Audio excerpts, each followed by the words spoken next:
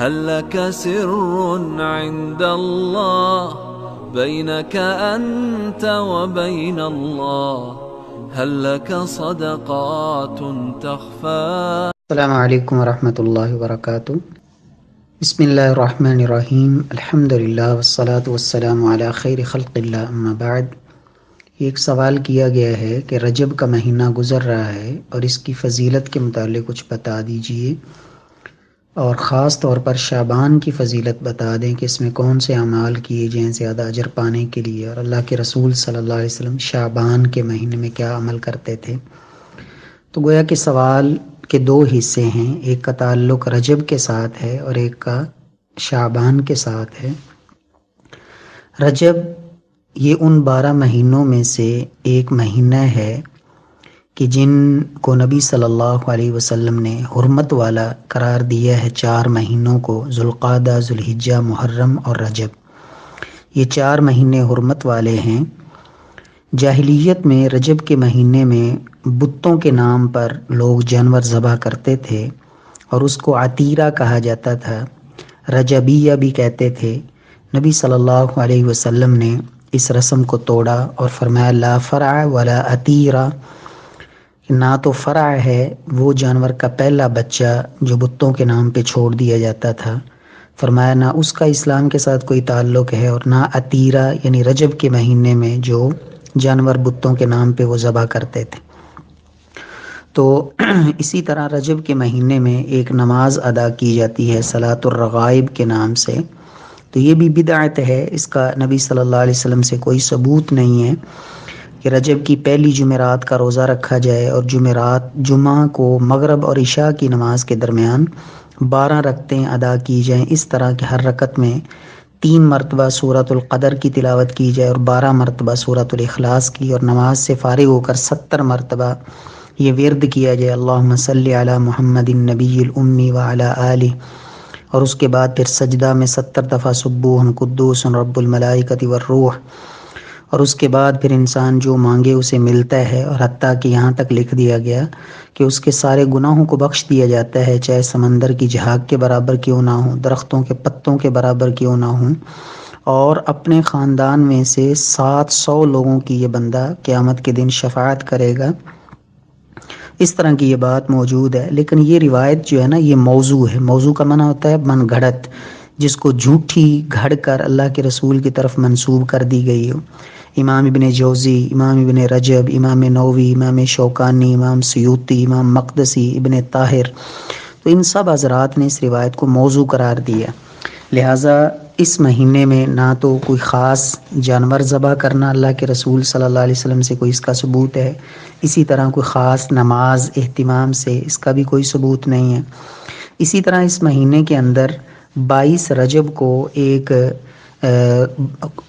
جو ہے نا رجب کے کنڈوں کے نام سے ایک رسم ادا کی جاتی ہے، اور اس کو منسوب کیا جاتا ہے جعفر صادق رحمۃ اللہ علیہ کی طرف. تو اس کے لیے باقاعدہ ایک کہانی گھڑی گئی. ہندوستان کے ایک شخص نے کتاب لکھی داستان عجیب کے نام سے، اور اس میں ایک قصہ ایک لکڑہارے کا اور اس کی بیوی کا اور وزیر کے محل میں، اور یہ اس طرح کا من گھڑت سا قصہ. تو اس میں جو ہے نا انہوں نے یہ لکھا کہ امام جعفر صادق نے یہ کہا کہ جو اس 22 رجب کو وہ میرے نام کے وہ کنڈے دیتا ہے، صدقہ کرتا ہے، تو پورا سال میں اس کی روزی کا ذمہ دار ہوں. پہلی بات یہ ہے کہ دین نبی صلی اللہ علیہ وسلم کی زندگی میں مکمل ہو گیا. اگر 22 رجب کو کوئی اس طرح کی اہتمام کی صورت ہوتی تو اللہ کے رسول ہمیں ضرور آگاہ کر کے جاتے. دوسری بات یہ ہے کہ امام جعفر صادق رحمۃ اللہ علیہ کا 22 رجب کے ساتھ کوئی خاص تعلق نہیں، کیونکہ نہ تو ان کی ولادت کا یہ دن ہے اور نہ ان کی وفات کا. وفات ان کی 15 شوال کو ہے، اور پیدائش ان کی 17 ربیع الاول کو بیان کی جاتی ہے. تو اس کا ان کے ساتھ کوئی تعلق نہیں ہے، لیکن اصل میں اس کے پیچھے وہ ایک جو مقصد ہے وہ بظاہر یہ نظر آتا ہے کہ دشمنان صحابہ اور خاص طور پر سیدنا معاویہ رضی اللہ تعالیٰ عنہ سے عداوت رکھنے والے لوگوں نے یہ سوچا کہ سیدنا معاویہ رضی اللہ تعالی عنہ ان کی وفات پر ہم تو خوش ہوتے ہیں اور خوشی مناتے ہیں، تو اہل السنہ کو کیسے جو ہے نا اپنے ساتھ شامل کیا جائے۔ تو اس حوالے سے انہوں نے پھر یہ ایک کہانی گھڑی اور ہندوستان کے اندر یہ ایک شخص نے اس کو ایجاد کیا۔ تو اصل میں اس دن 22 رجب کو سیدنا معاویہ رضی اللہ تعالی عنہ کی وفات کا دن ہے، اور معاویہ رضی اللہ تعالی عنہ جو مومنوں کے ماموں ہیں، امیر ام المؤمنین سیدہ ام حبیبہ رضی اللہ تعالی عنہ کے بھائی ہیں، کاتب وحی ہیں، صحابی رسول ہیں۔ اللہ کے رسول صلی اللہ علیہ وسلم نے ان کو یہ دعا دی تھی، اللہم اجعلہ ہادیا مہدیا واہدی بہ، کاتب وحی بھی تھے۔ تو بہرحال 22 رجب کو یہ جو اہتمام کیا جاتا ہے کنڈوں کے نام پر، تو اس کا بھی کوئی ثبوت نہیں ہے، بدعت ہے، گمراہی ہے، اس سے بچنا چاہیے۔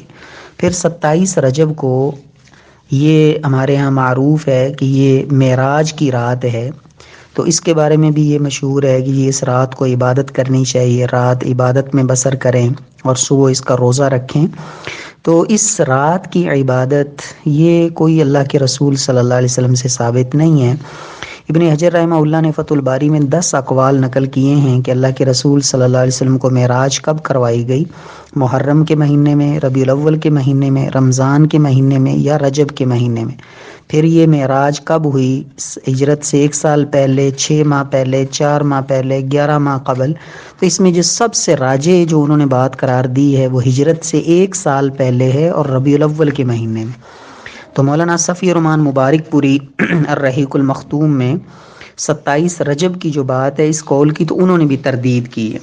بہرحال پہلی بات تو یہ ہے کہ یہ رات نبی صلی اللہ علیہ وسلم کے معراج کی رات بنتی نہیں، اور نہ ہی یہ ثابت ہے، اور اگر ثابت ہو بھی جائے تو عبادت تو وہی ہے جو اللہ کے رسول نے ہمیں بتائی ہے۔ تو اس رات میں کوئی عبادت خاص اہتمام سے اللہ کے رسول نے نہیں بتائی، اور اگر کوئی سارا سال تو اسے توفیق نہیں ہوتی ہے، اسے ایک رات کو خاص کر کے وہ عبادت کر کے بس پورے سال کا کفارہ ادا کرنا چاہتا ہے، تو یہ اس کی کم فہمی اور کم عقلی ہے اور دین سے دوری کا یہ نتیجہ ہے۔ تو بہرحال رمضان یہ رجب کے مہینے میں بعض حضرات یہ کہتے ہیں کہ اس میں عمرہ ادا کرنا یہ افضل ہے، تو یہ فضیلت بھی ثابت نہیں ہے۔ رمضان میں نبی صلی اللہ علیہ وسلم نے عمرے کو افضل قرار دیا ہے اور حج کے برابر قرار دیا ہے، بلکہ رجب میں عمرہ نبی صلی اللہ علیہ وسلم سے ثابت بھی نہیں ہے۔ آپ صلی اللہ علیہ وسلم نے جتنے بھی عمرے کیے ہیں وہ ذوالقعدہ کے مہینے میں کیے۔ باقی اس رجب کے مہینے کے بارے میں اور بھی کئی موضوع روایتیں بیان کی جاتی ہیں، تو خلاصہ یہی ہے کہ اس کے اندر جو بھی اعمال ان کو عبادت کی نیت سے بجا لایا جاتا ہے تو ان کا ثبوت نہیں ہے۔ ہاں جو حرمت والا مہینہ ہے تو اس کا تقاضا یہ ہے کہ اس کا احترام کیا جائے، یعنی اس کے اندر خون خرابہ، قتل و غارت، لڑائی جھگڑا، ان امور سے اجتناب کیا جائے۔ واللہ تعالی عالم۔ السلام علیکم ورحمۃ اللہ وبرکاتہ۔ اللہ اللہ اللہ اللہ اللہ